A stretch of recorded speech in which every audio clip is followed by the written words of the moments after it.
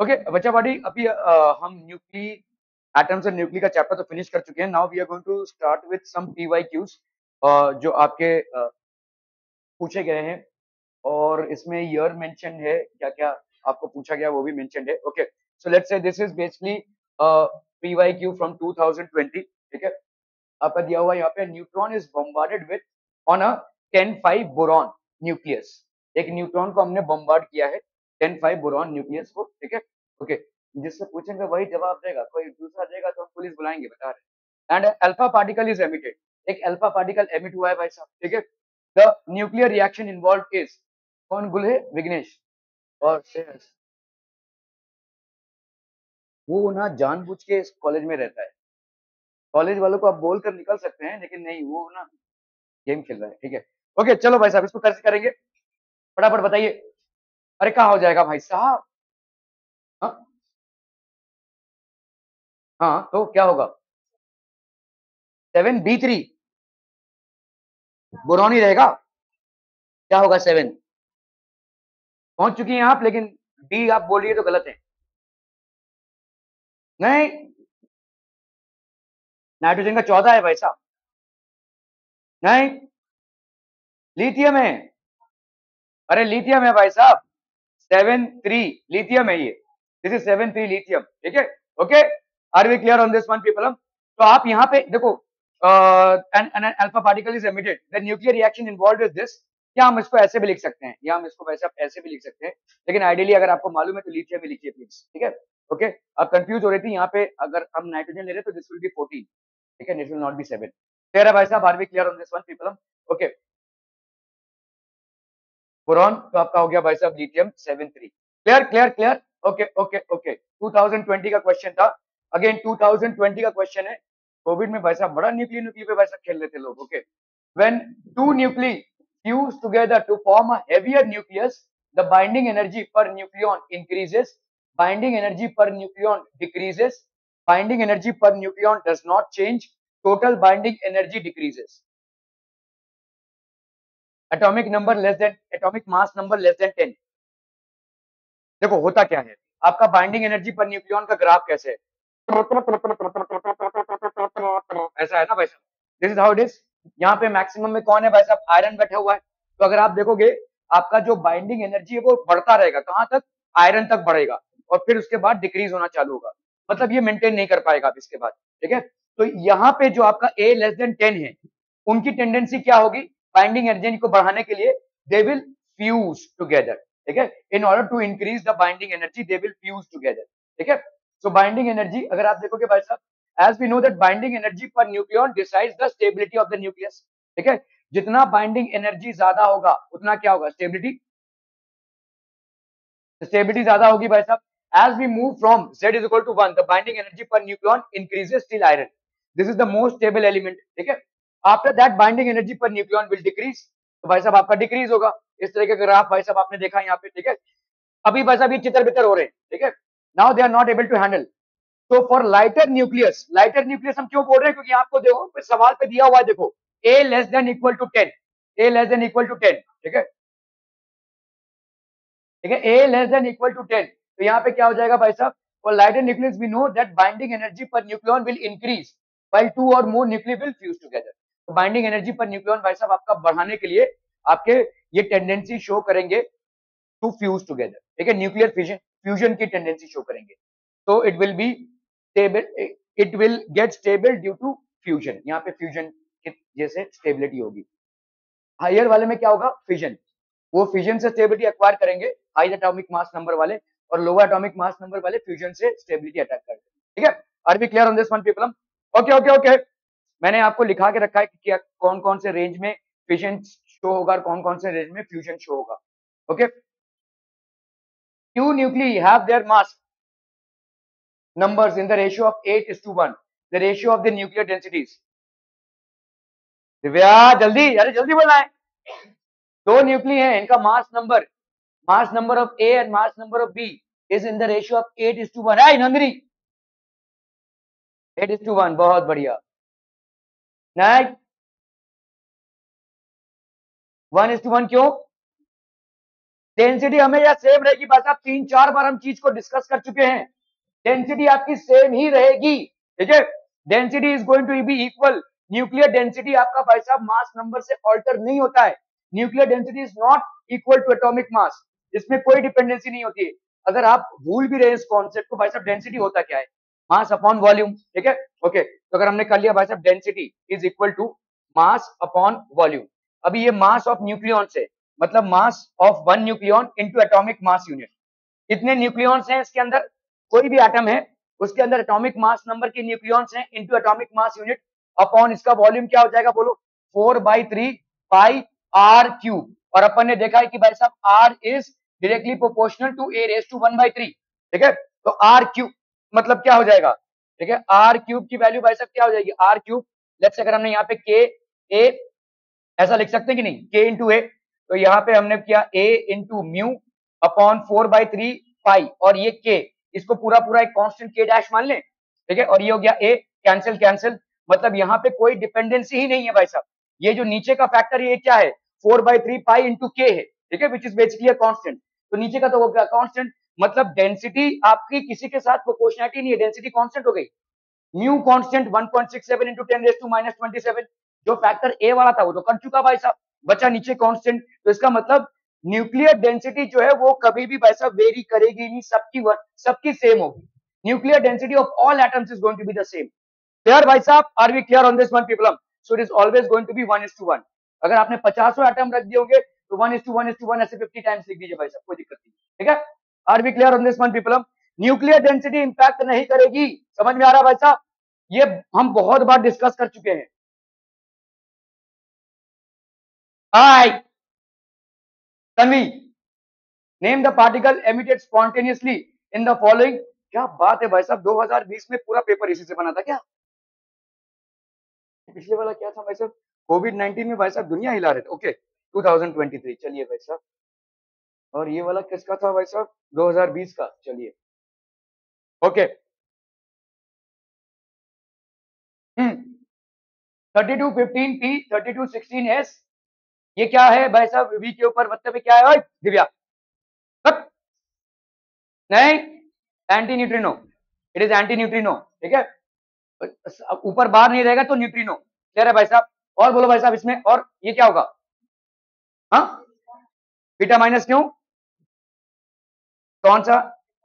Atomic number बढ़ रहा है तो इसका मतलब एटॉमिक नंबर बढ़ रहा है, हाँ, तो इसका मतलब क्या हुआ, क्या कन्वर्जन क्या हो रहा है?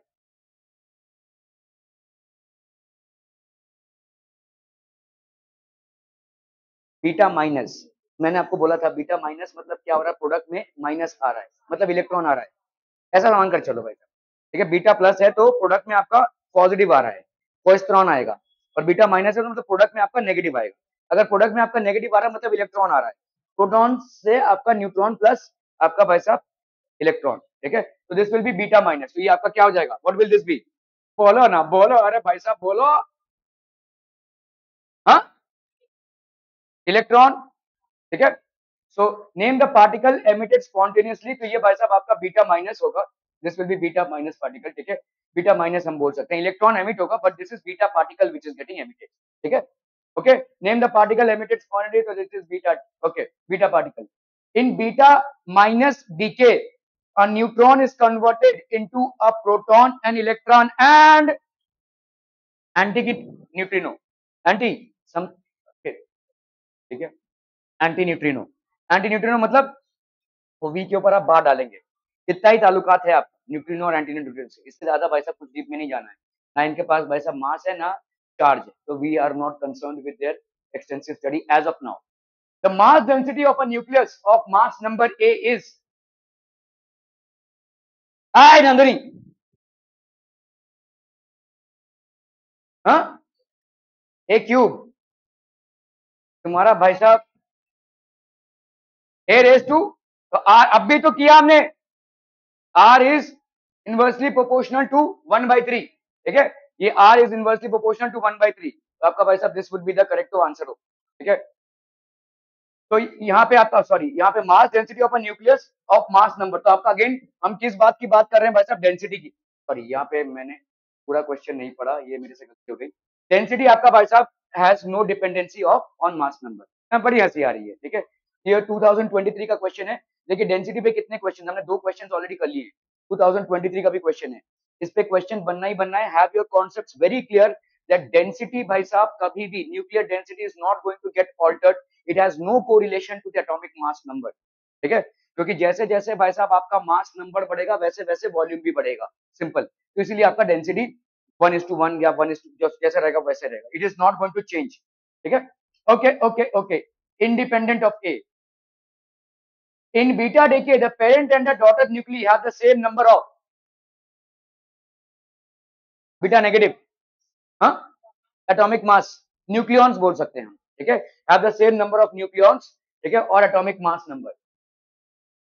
तो beta decay the parent and the daughter have same number of nucleons, ठीक है। atomic mass number मत बोलिएगा, क्योंकि आपका atomic mass बना हुआ है प्रोटॉन्स और न्यूट्रॉन्स से, जिसको कलेक्टिवली हम क्या बोलते हैं, न्यूक्लियॉन्स, ठीक है।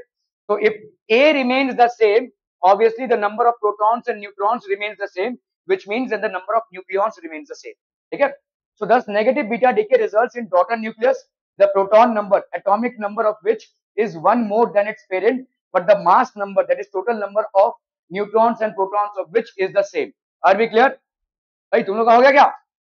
तब नमाज क्यों पढ़ रहे हो भाई साहब? हो गया? हाँ, डन। तेरा 2 ही चैप्टर का है, इनका भाई साहब 5 चैप्टर का, तेरा नहीं हुआ है अभी तक। चलिए भाई साहब इसको करना है फटाफट फटाफट, quick quick.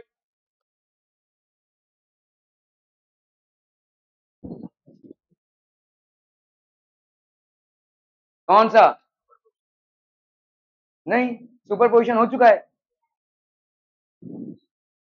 Superposition of waves हो चुका है, ये अभी अभी मत निकालो भाई साहब ये सब। सेमीकंडक्टर्स करा दिया है उन्होंने, सेमीकंडक्टर्स पूरा उन्होंने ही मेरे को बोला कि कंफर्म किया है, तुम लोग से कंफर्म करने के बाद बोला है। तुम लोग अभी कैसे बोल सकते हो, जब पढ़ा रहे थे तब क्यों नहीं बोला? नहीं मैं नहीं करा सकता भाई साहब ऐसे, तुम लोग ये तांडव करोगे तो नहीं हो पाएगा भाई। उनसे मैंने पूछा हुआ है, देखो उन्होंने मेरे को मैसेज किया है कि सर मैंने पूरा करा दिया सेमीकंडक्टर्स, तब क्यों नहीं बोला? No, I am not going to buy this, ये तुम लोग के ऐसे नखरे में नहीं पालने वाला भाई। कल फिजिक्स का प्रीलिम्स से दूंगा मैं, ये ऐसे ही टाइट करना पड़ेगा। कभी बोलते हो कोऑर्डिनेशन कंपाउंड समझ में नहीं आया, जबकि 8 क्लासेस हो गए उसके, मैं फिर से कराऊं, ये क्या तांडव है भाई, ये क्या नाटक है? अभी बोलते हो कि भाई साहब सेमीकंडक्टर्स पूरा नहीं कराया, तो क्या करे थे तब तक, क्यों नहीं बोला मुझे तभी?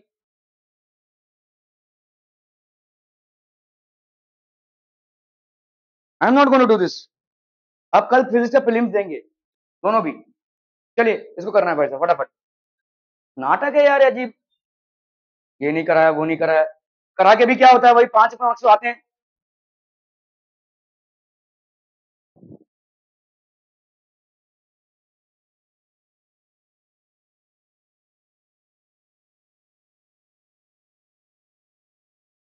इतना करा रहा हूं यहाँ पे, एक सवाल का तो जवाब नहीं आ रहा है जब से। एटॉमिक न्यूक्लियस की डेंसिटी भाई जब चेंज नहीं होती, 3 सवाल करी फिर भी नहीं बोल पा रहे, फायदा क्या है?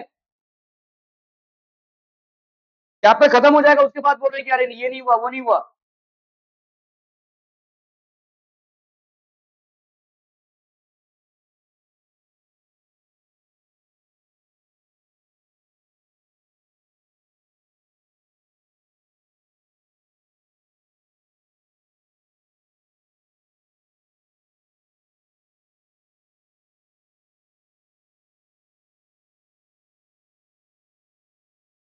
हो गया अभी भाई साहब, जो पढ़ना था ना पढ़ना था वो हो गया है। अभी जरा अपना एग्जामिनेशन पे ध्यान दीजिए, ये नहीं हुआ वो नहीं हुआ।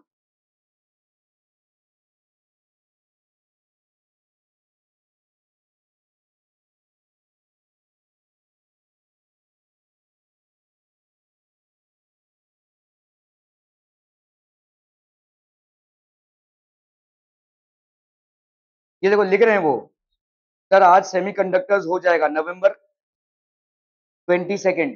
सर आज सेमीकंडक्टर्स हो जाएगा, वो लिख रहे हैं कि मैंने बोला कि ओके सीबीएसई का हो गया है, सीबीएसई हो गया है, स्टेट का आज हो जाएगा, that is on 22 of November. ये लिख रहे हैं वो भाई साहब, इट ऑलरेडी बीन कंप्लीटेड। कैसे आप बोल रहे हैं अभी 1 महीने बाद? आज ऑलमोस्ट क्या है, 13 तारीख हो रहा है।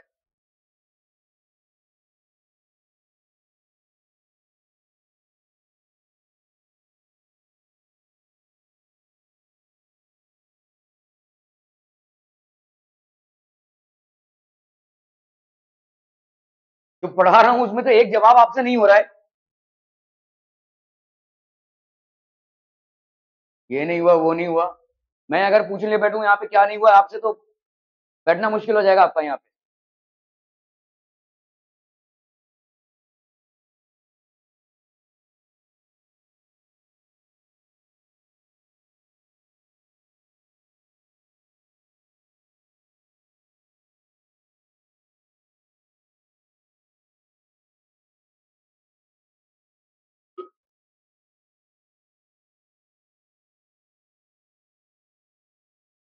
The nuclear radius of this is 3.6 Fermi. Find the nuclear radius of this.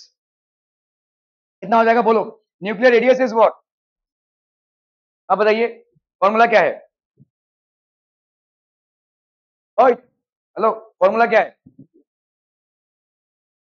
नहीं मालूम? ये तो पढ़ाया है ना? कि ब्लेम गेम खेलते रहो भाई साहब, नहीं पढ़ाया, वो नहीं पढ़ाया। अभी अभी हमने पढ़ा, अटेंशन लेवल 1 पैसे का नहीं है,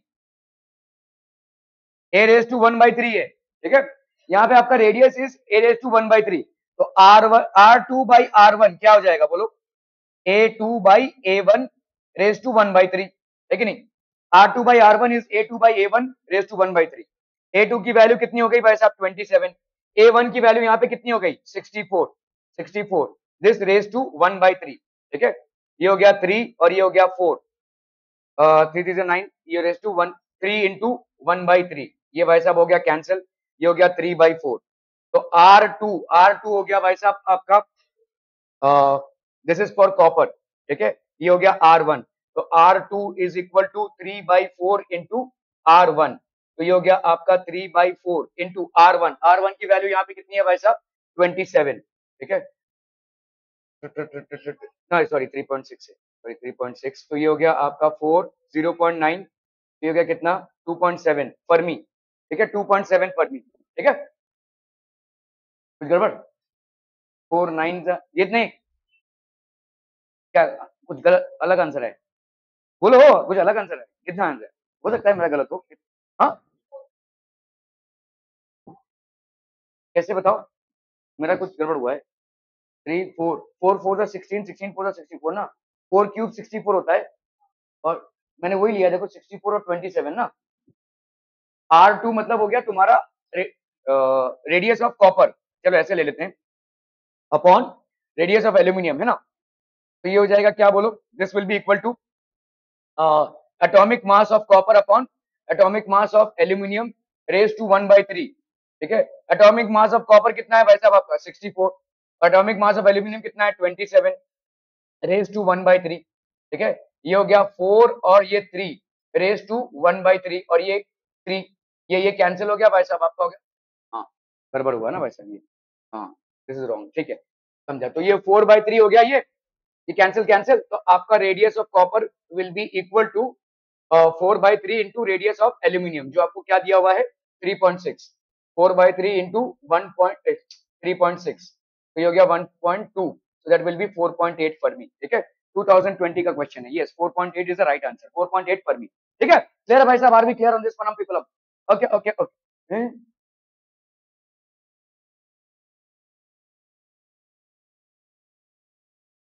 4/3 4.8 ही आएगा ना। 12 1 12, 12 2 24, 12 3 36, 12 4 48, तो 4.6 में लिखा है भाई साहब। ओके, ठीक है भाई साहब, ये 4.8 है ना। Okay, which of the following statements is not correct according to Rutherford's model? Most of the space inside an atom is empty। आई सही होगा कि गलत? भाई साहब 9th स्टैंडर्ड का सवाल है, बता सकते हैं आप लोग? स्ट्रक्चर ऑफ एटम में ये वाला सही है कि नहीं? रदरफोर्ड के मॉडल में most of the space inside the atom is empty, is it true और नॉट? ट्रू है, ठीक है, दिस इज ट्रू बेसिकली, क्योंकि आपका भाई साहब ये एटम है, ये सब आपका एम्प्टी स्पेस है, तो जिसलिए जा रहा है ये, ठीक है। The electrons revolve around the nucleus under the influence of Coulombic force acting on them. क्यों? उसी ने बोला था कि आपके इलेक्ट्रॉन्स रिवॉल्व हो रहे हैं और इन इलेक्ट्रॉन्स का भाई साहब एक कूलम्बिक फोर्स लग रहा है। नील्स बोर ने ये बोला कि भाई साहब नहीं, उसने ये बोला कि कूलम्बिक फोर्स लग रहा है, वो ये नहीं बोल पाया कि भाई साहब मैक्स प्लैंक ने बोला कि जब कोई चार्ज पार्टिकल मूव करता है सो इट लूजेस एनर्जी, ठीक है। देखो, सर्कुलर मोशन तो एक्सप्लेन करना पड़ेगा ना, तुम बोल रहे हो इलेक्ट्रॉन मूव कर रहा है, सर्कुलर मोशन को फोर्स कहां से मिल रहा है, तो वो तो तुमको बोलना ही पड़ेगा, उसको तो हम छोड़ ही नहीं सकते ना। तो mv²/r, ये भाई साहब आपका क्या होगा, k(q1q2/r) का स्क्वायर। प्रॉब्लम ये हो गया कि अगर कोई चार्ज पार्टिकल मोशन में रहता है, it will continuously radiate energy, और अगर ऐसा रेडिएट एनर्जी करेगा वैसा स्पाइरल में वो फॉल हो जाएगा। ये रदरफोर्ड एक्सप्लेन नहीं कर पाया, जिसको नील्स बोर ने बोला कि भाई साहब जब ये रिवॉल्व कर रहे हैं, ये तो होगा ही, लेकिन साथ ही साथ ये एक स्टेशनरी ऑर्बिट होगी। इस स्टेशनरी ऑर्बिट का डेफिनेशन उन्होंने कैसे दिया, mvr is equal to nh/2 मतलब आपका angular momentum of the electron which is revolving in the stationary orbit will be an integral multiple of h/2 pi। क्या ये समझ में आ रहा है? That is how he basically convinced। Clear है, समझ में आ रहा है भाई साहब ये, ठीक है। Okay, most part of the mass of the atom and its positive charge are concentrated at its center, ठीक है। The stability of an atom was established by the model। ये गलत हो गया, ठीक है, स्टेबिलिटी नहीं हो पा रहा है ना भाई साहब, क्योंकि मैक्स प्लैंक बोल रहा है किसी भी चार्ज पार्टिकल का जब मोशन होगा तो वो एनर्जी लूज करेगा, अगर एनर्जी लूज करेगा भाई साहब, भाई साहब जाकर भाई साहब प्रोटॉन में लैंड करेगा, तो इसका मतलब तो ये स्टेबल नहीं हुआ, ठीक है। बोर भाई साहब आकर बोलते हैं कि नहीं, ये स्टेशनरी ऑर्बिट्स हैं, और ये स्टेशनरी ऑर्बिट्स आपके integral multiple of h/2 pi होंगे। The angular momentum of an electron which revolves in these orbits, that is mvr, will be equal to nh/2 pi। और ये कहां से आया? नहीं नहीं, where is it coming from? ये डी ब्रोगली के इक्वेशन को भाई साहब इक्वेट करके आया है, ठीक है, डी ब्रोगली के इक्वेशन को इक्वेट करके आया है। Okay, according to Rutherford model he was not able to explain the stability of the atom. Stability को नहीं, ये सारी चीजें उन्होंने बोली है भाई साहब। ये जो आपका कोलम्बिक फोर्स, तुम भाई साहब कैसे बोल रहे हो कि सेंट्री कोई चीज घूमेगी कब, जब उस पर सेंट्रीपिटल फोर्स लगेगा। आपका भाई साहब अर्थ सन के आजू बाजू क्यों घूम रहा है, क्योंकि एक सेंट्रीपिटल ग्रेविटेशनल फोर्स उस पर लग रहा है। तो भाई साहब इलेक्ट्रॉन भी आपके न्यूक्लियस के आजू बाजू क्यों घूमेगा, क्योंकि उस पर एक इलेक्ट्रोस्टैटिक फोर्स लग रहा है ना भाई साहब, ठीक है। इतना तो तय था कि भाई साहब उस पर कोई फोर्स लग रहा है, और ये फोर्स ऑब्वियसली क्या होगा, इलेक्ट्रोस्टैटिक फोर्स होगा। Are we clear on this one people? Okay, 2000 फिर से 2020 भाई साहब, यही पेपर बना था क्या? ओके, चलिए भाई साहब इसको करना है फटाफट फटाफट। भाई हो गया क्या तुम लोग का? भाई डन डन डन डन, चलिए सबमिट कीजिए भाई साहब, घर में जाके अय्याशी कीजिए। चलिए वो दे दिया मैंने स्टेपलर,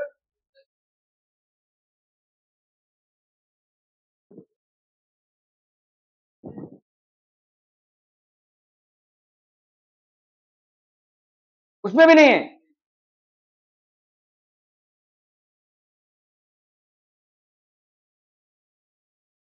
नहीं नहीं रुक जा, है।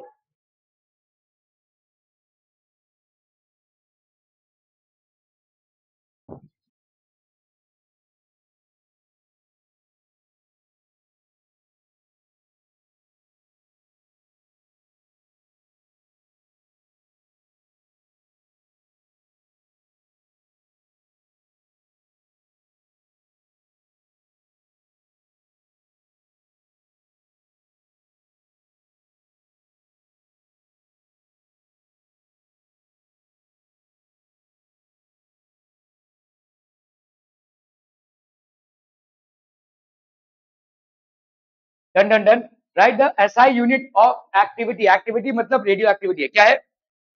बेक्वेरल, ओके, तो ये हो गया भाई साहब आपका becquerel. Okay okay okay, find the half life of a radioactive substance if the activity of the substance drops to 1/8 of its initial value in 15 years।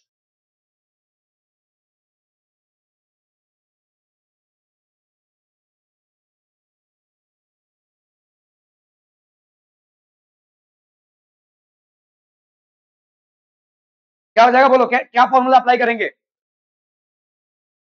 देखो n की वैल्यू कितनी होती है, n not E minus lambda t, है कि नहीं? ठीक है, ओके। तो यहाँ पे आपका भाई साहब 1/8, मतलब यहाँ पे n नॉट बाई 8 हो गया, is equal to n naught, और यहाँ पे क्या है बोलो, e माइनस लैम्डा, और t यहाँ पे कितना है भाई साहब 15 ईयर्स, है कि नहीं? समझ में आता है भाई साहब? इसको अपन क्या लिख सकते हैं, n naught by 8 is equal to n naught by e 15 lambda, ऐसा लिख सकते हैं। माइनस है ना भाई साहब, तो इसको नीचे ले लिया, कैंसलम, तो हम यहाँ पे e 15 lambda is equal to 8 ऐसा लिख सकते हैं भाई साहब। Can we write this? Okay, इसके आगे कैसे करेंगे? ओके, टेकिंग लॉग, चलिए भाई साहब, तो लॉग अगर हम लेते हैं तो log base e 15 lambda is equal to log 8 लिखें कि ऐसा लिखे भाई साहब 3 log 2 ऐसा लिखें? ये लिखना ज्यादा जरूरी बनता है क्योंकि आपको यहाँ पे कन्वर्ट करना है। अभी लॉग बेस इसका कितना हो जाएगा बोलो, 15 लैम्डा इज इक्वल टू, अभी इसको मुझे अगर 10 में कन्वर्ट करना है तो क्या करें? क्या करेंगे? देखो देखो, बहुत बढ़िया, बहुत बढ़िया, बोलो बोलो। तो यहाँ पे क्या करेंगे? कहीं हवे में तो आंसर नहीं आ रहा है? नहीं, अच्छा अब सही आया ना? ओके, 2.303 लॉग 10 और ये 2, ठीक है, तो ये हो गया आपका कितना, जीरो नहीं 6.909 ना, 6.909 लॉग 10 की वैल्यू होगी 0.3010, ठीक है। ये हो गया भाई साहब आपका 15 लैम्डा का वैल्यू, तो लैम्डा का वैल्यू आ जाएगा कितना, 6.909 इंटू 0.3010, एक मिनट बच्चा पार्टी, ठीक है, बाई 15, ठीक है, ये हो गया आपका लैम्डा का वैल्यू। ओके, अभी आपको क्या चाहिए भाई साहब, क्या चाहिए, क्या चाहिए, क्या चाहिए? इसको ऐसे ही रहने दो,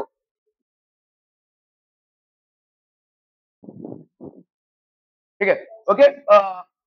अगर हम थोड़ा हेरा फेरी नहीं, इसको अगर हमने इधर कर लिया, इसको 150 कर सकते हैं भाई साहब, है ना? तो ये हो गया 0.6909 इंटू 0.3010 अपॉन 150, ठीक है, ये हो गया लैम्डा का वैल्यू। अपना टी हाफ का वैल्यू क्या होता है, या टी हाफ का वैल्यू इंटू, बहुत बढ़िया, ठीक है, जीरो, तो आपका टी हाफ का वैल्यू हो जाएगा कितना, 0.693 अपॉन लैम्डा। ओके, चलिए भाई साहब, ये हो गया 0.693 अपॉन लैम्डा की वैल्यू ये निकाल चुके हो, ये 0.693, ये उसी से तो आ रहा है यार, ये 6 ओके, ये कैंसिल हो जाएगा भाई साहब, ठीक है, और क्या बचा आपका 0.30, अरे वो वैसे ही आ रहा है, उसका वैल्यू मतलब वैसे ही आएगा, देखो लॉग बेस 2 करेंगे ना हम, तो आपका ये 2.303 और 3010 किसके, किससे आ रहा है, ये 0.6903 है ना? नहीं, लॉग 3 नहीं, लॉग 2 को, 0.3010 को हमने किससे मल्टीप्लाई किया था? लॉग 2 की वैल्यू 0.3010 है ना? हाँ, तो 2 पॉइंट ये आ रहा है 2.303 इंटू 0.3010, है ना? इससे आ रहा है आपका 693, 0.693 इससे आ रहा है ना, ठीक है, ठीक है, इसको ऐसे रखते हैं, चलिए। तो आपका भाई साहब यहाँ पे हाँ, नहीं नहीं, रुको रुको रुको, मेरा आया था भाई साहब n is equal to n naught e minus lambda t, है ना? तो आपका भाई साहब यहाँ पे e लैम्डा टी को सीधा इधर लेकर आते हैं, n नॉट बाई n, तो ये हो गया आपका n नॉट बाई 8, है ना? तो ये हो गया भाई साहब आपका 8, तो इसको अपन क्या लिख सकते हैं, 3 log base e2 is equal to lambda t, समझ में आ रहा है? और यहाँ पे t की वैल्यू कितनी है, 15, तो ये हो जाएगा आपका 3 इंटू 2.303 इंटू आपका भाई साहब 0.3010 अपॉन अपॉन अपॉन 15, ठीक है, ये हो गया आपका लैम्डा का वैल्यू। ओके, अभी आपका भाई साहब यहाँ पे क्या है, T half is equal to 0.693 upon lambda, है ना? इन दोनों को मल्टीप्लाई करेंगे तो 0.693 आएगा ना, ये इसको और इसको, ठीक है, ओके, चलिए भाई साहब, तो ये हो गया आपका 0.693 अपॉन ये हो गया 3 इंटू, इसको अपन 0.693 लिख सकते हैं, 0.693, ये 15 भाई साहब गया ऊपर, ठीक है, ये 15 गया ऊपर, 3 5 15, ये कैंसिल, तो टी हाफ की वैल्यू कितनी हो गई 5 इयर्स, ठीक है, टी हाफ की वैल्यू हो गई 5 इयर्स। क्लियर है भाई साहब, are we clear on this one? Okay okay okay, t half की वैल्यू 5 इयर्स, क्लियर है। एक्टिविटी फॉर्स टू 1/8 टू, हाँ एक और बात है भाई साहब, अगर आपके, ए बाबा, अरे इसको भी हम कर सकते हैं ना, n half lives, n half lives के बाद आपका क्या होता है भाई साहब, what is the amount remaining, 1/2 raise to n, कितना रिमेन होता है भाई साहब, है ना। अभी आप बोल रहे हो कि भाई साहब कितना था, एन नॉट था, अभी कितना है, एन नॉट बाई 8 है, मतलब n naught into 1/2 raise to 3 है ना। तो आपके कितने हाफ लाइफ्स हो गए भाई साहब, 3 हाफ लाइफ्स हो गए, ठीक है। तो इसका मतलब 3 हाफ लाइफ्स का वैल्यू अगर 15 है, तो एक हाफ लाइफ का वैल्यू कितना हो जाएगा, 5। समझ में आ रहा है, ये ऐसे भी कर सकते हैं अपन, ठीक है। डन डन डन डन, ठीक है भाई साहब, मेनू विदा करो, चलो।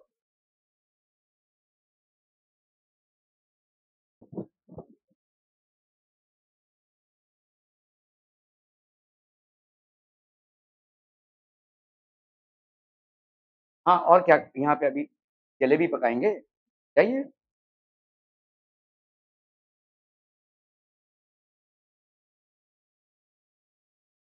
ठीक है, इस तरह से भी कर सकते हैं अपन, ठीक है।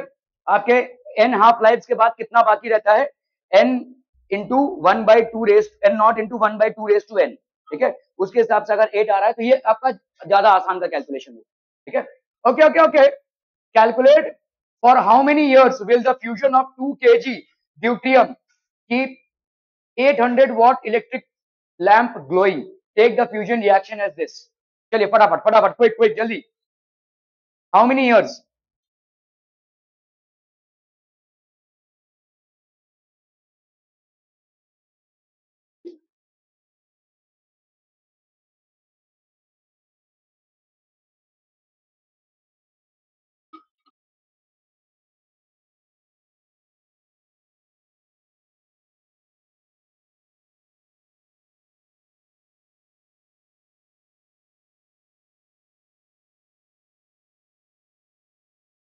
नहीं नहीं, रहने दो रहने दो, अच्छा लगता है मेरे को ये सब साइन लैंग्वेज, पता नहीं क्या बोले जा रहा है,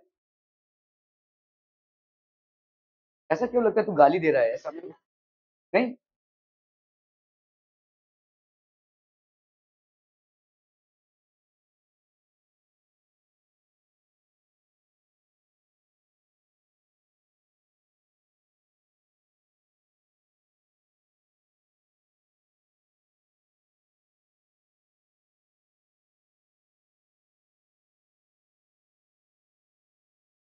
तू डमचराट का चैंपियन हो सकता है ना।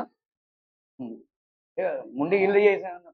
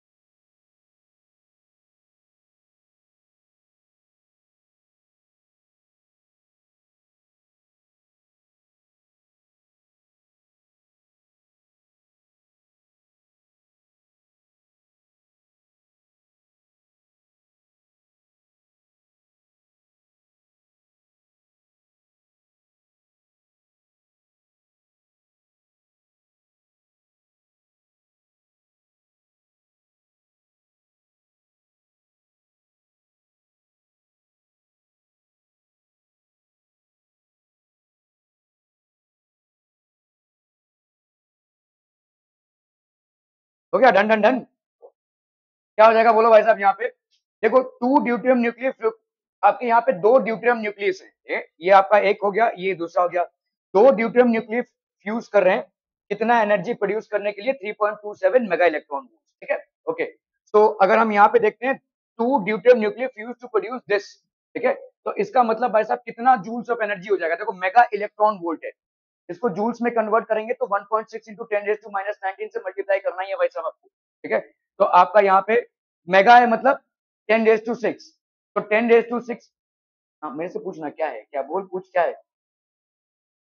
हाँ तो वही तो समझा रहा हूँ, तू उधर कनेक्ट करने की कोशिश कर रहा है, वही चीज मैं तेरे को समझाने की कोशिश कर रहा हूँ। मेगा मतलब होता है 10⁶, और इलेक्ट्रॉन का मतलब हो गया 1.6 इंटू 10⁻⁻19, तो 6 और -19 में -13 हो गया। ठीक है, क्लियर है, ओके।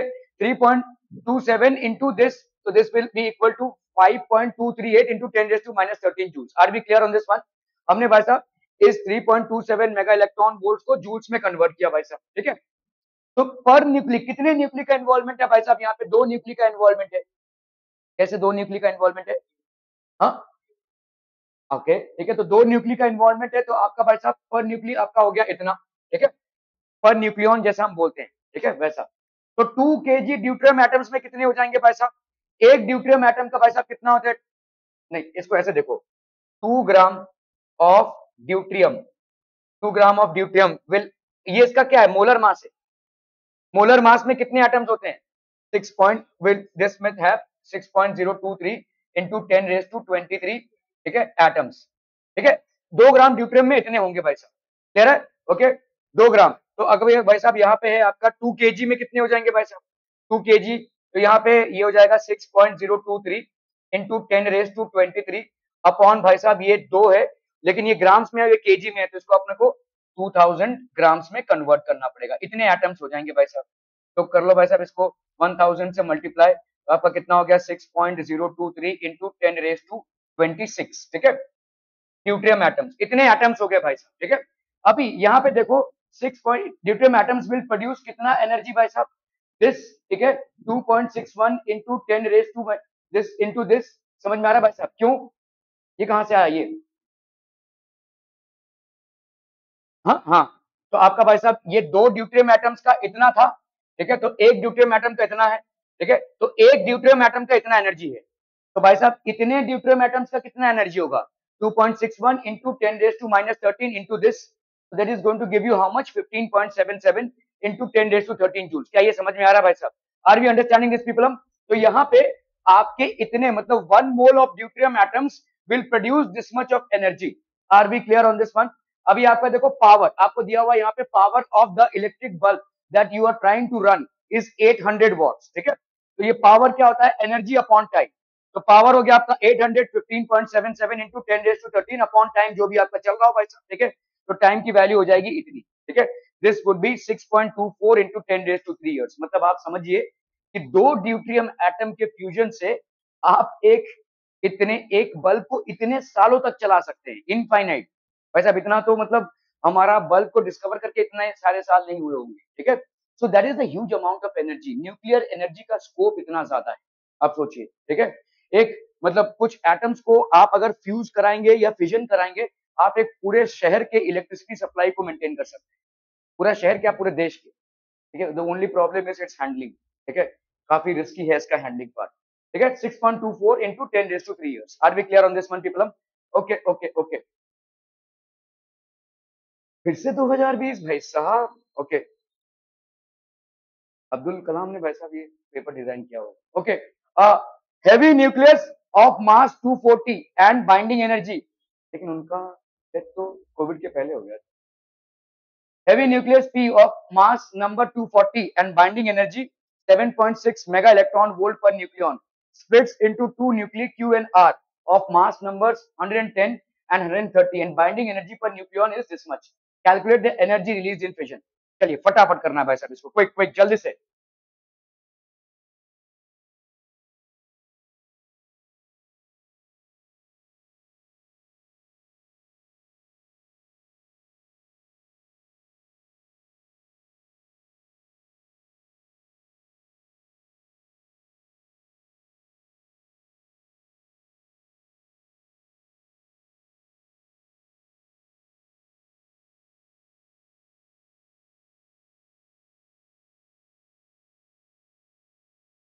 आज थर्सडे की फ्राइडे,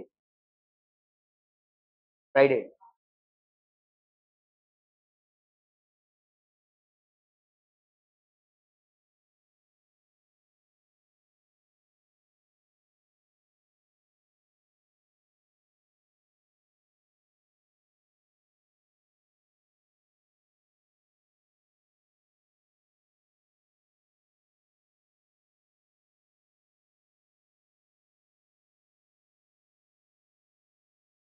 इजी है भाई साहब, है कि नहीं? इजी है कि नहीं है? इससे और इजी क्या हो सकता है?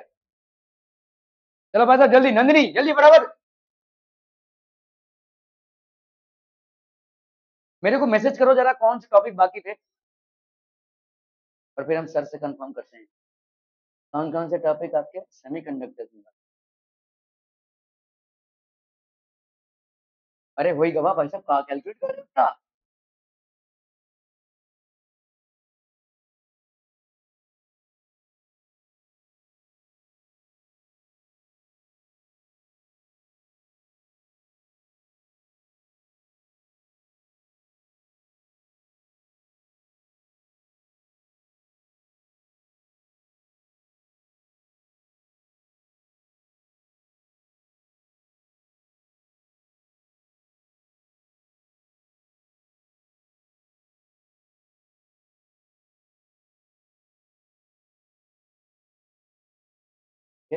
जैसा आप बोले सरकार, वेरी गुड भाई साहब, मेगा इलेक्ट्रॉन वोल्ट होगा, जूल्स नहीं, नाचो मत भाई साहब, जूल्स लिख दिया होगा तो अंडे मिलेंगे भाई साहब, मेगा इलेक्ट्रॉन वोल्ट है वो, ठीक है। Okay, binding energy of the heavy nucleus, binding energy of heavy nucleus is how much, 240 into this much, ठीक है। क्यों भाई साहब, आपका भाई साहब देखो यहाँ पे दिया हुआ है the nuclear mass, binding energy भाई साहब 240 है, इसका मास नंबर 240 है, बाइंडिंग एनर्जी पर न्यूक्लियन का है, देखो इसको ध्यान दो, 7.6 mega electron volt per nucleon है, कितने न्यूक्लियन है आपके 240, तो टोटल बाइंडिंग एनर्जी कितनी हो जाएगी 240 into 7.6 मेगा इलेक्ट्रॉन वोल्ट, ठीक है। So this is basically the total binding energy of heavy nucleus P, ठीक है। Binding energy of nucleus Q, इसका दिया हुआ है भाई साहब आपको कितना, ठीक है, यहाँ पे भाई साहब आपको दिया हुआ 110 पर न्यूक्लियन, ठीक है, और 110 है आपके टोटल न्यूक्लियंस, और यहाँ पे 8.5 है, तो binding energy, total binding energy हो जाएगी 8.5 into 110, तो ये हो गया आपका 935, ठीक है। ओके, और बताओ भाई साहब यहाँ पे 130, 130, और ये हो गया आपका कितना भाई साहब 130 into 8.4, दैट इज 1029, ठीक है। तो एनर्जी रिलीज कितनी हो जाएगी, this plus this minus this mega electron volt, तो यहाँ पे हो गया आपका 203 mega electron volt. Are we clear on this one people? क्या ये समझ में आ रहा है? बहुत बढ़िया, बहुत बढ़िया, बहुत बढ़िया। Define one becquerel. A radioactive substance disintegrates into two types of daughter nuclei. One type with disintegration constant lambda 1 and the other type with disintegration constant lambda 2. Determine the half-life of the radioactive substance. One becquerel definition दे पाएंगे भाई साहब, क्या हो जाएगा? One becquerel is what?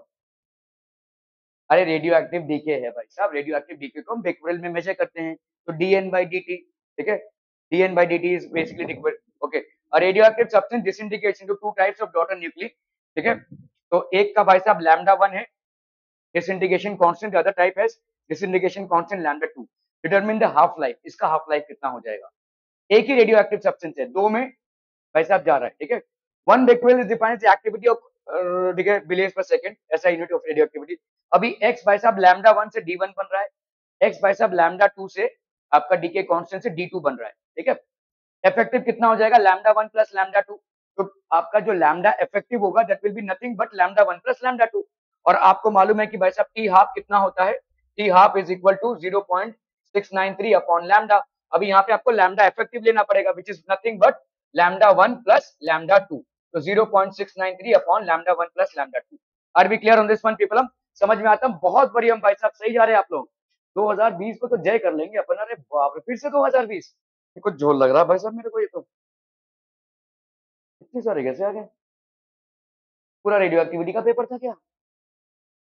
Okay, determine, define the term half life of a radioactive substance. Two different radioactive substances have half life T1 and T2 and the number of undecayed atoms at any instant N1 and N2 respectively.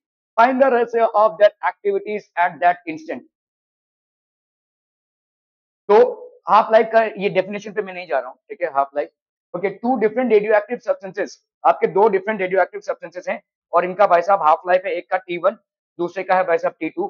The number of undecayed atoms at any instant, ठीक है, तो इसका है भाई साहब same instant of time पे, let's say same instant of time पे इसका N1 है और इसका भाई साहब है N2, ठीक है। Find the ratio of their activities at that instant, मतलब आपको dN/dt निकालना है, ये रेशियो dN/dt अपॉन dN2/dt ये निकालना है। चलिए भाई साहब, बहुत बढ़िया।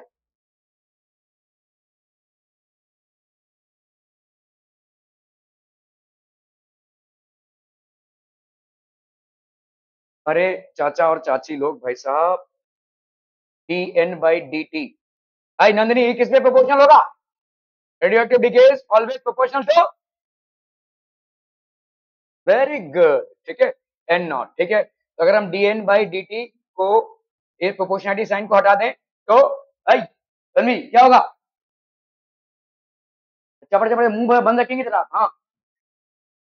Minus minus lambda, okay, minus lambda N naught. ये लैम्डा क्या है? ठीक है, कांस्टेंट, ओके। चलिए भाई साहब, ओके। यहाँ पे अगर हम करते हैं D N one by D T, तो ये कितना हो जाएगा? D N one by D T, this will be equal to minus lambda N not, ठीक है, ओके। और D N two by D T, ठीक है। तो दोनों का आपने सेम क्वांटिटी इनिशियल में लिया था, ठीक है। तो आपका एन नॉट तो दोनों का सेम रहेगा। यहाँ पे लैम्डा वन, ये हो गया भाई साहब लैम्डा टू, ठीक है। इन दोनों रेशियोज को निकालेंगे तो अपना कितना आ जाएगा? Lambda one by lambda two, ठीक है। अभी यहाँ पे आपको देखो, लैम्डा की वैल्यू क्या होती है? 0.693 अपॉन टी, ठीक है। तो इसका मतलब क्या हो जाएगा? ये इसको अपन लिख सकते हैं 0.693 अपॉन टी वन, और ये हो जाएगा 0.693 अपॉन टी टू। कैंसलम, तो ये हो गया आपका T two by T one, ठीक है। तो D N one by D T upon D N two by D T will be equal to T two by T one. क्या ये समझ में आ रहा है? Where T two and T one are the half life. बढ़िया, बहुत बढ़िया। अरे हाँ, सॉरी सॉरी सॉरी, यहाँ पे भाई साहब आपका नंबर ऑफ अनडिकेड एटम्स, तो यहाँ पे भाई साहब number of undecayed atoms R1 by R2 will be equal to, okay, ठीक है। रेडियो एक्टिविटी भाई साहब आपका है D N by D T which is equal to lambda into number of undecayed atoms, N not नहीं होगा, N होगा, ठीक है। नंबर ऑफ अनडिकेड एटम्स, तो आपका भाई साहब यहाँ पे D N one by D T will be equal to lambda one, ये हो गया एन वन, ठीक है। D N two by D T, minus sign हम यहाँ पे नहीं ले रहे फिलहाल, हाँ तुम पूरा मुआयना कर लो, ज्योग्राफी हिस्ट्री देख लो भाई साहब, ठीक है। D N by D T, वो देखो बराक ओबामा, वो देखो एल्बर्ट आइंस्टाइन, चार्ली चैपलिन, सब है यहाँ पे, दलाई लामा भी है, ठीक है। ओके, यहाँ पे हो गया आपका lambda two by N two. Clear है भाई साहब? Are we clear? ओके, तो यहाँ पे आपका delta N one by D T, okay, delta n2 by dt, this will be equal to lambda 1 n1 upon भाई साहब lambda 2 n2। अभी lambda 1 n1 हो गया आपका 0.693 बाई, हमने यहाँ पे n नॉट ले लिया था, ये गलत हो गया, ठीक है। ये हो गया t1 into n1 upon 0.693 upon t2, ये हो गया भाई साहब आपका n2, कैंसलम, तो यहाँ पे हो गया आपका n1 t2 और ये हो गया आपका n2 t1, ठीक है। N1 T2 N2 T1, ठीक है, N1 T2 N2 T1। clear है? Are we clear on this one people? Okay, that would be it from my end for today. Thank you so much for your valuable time people.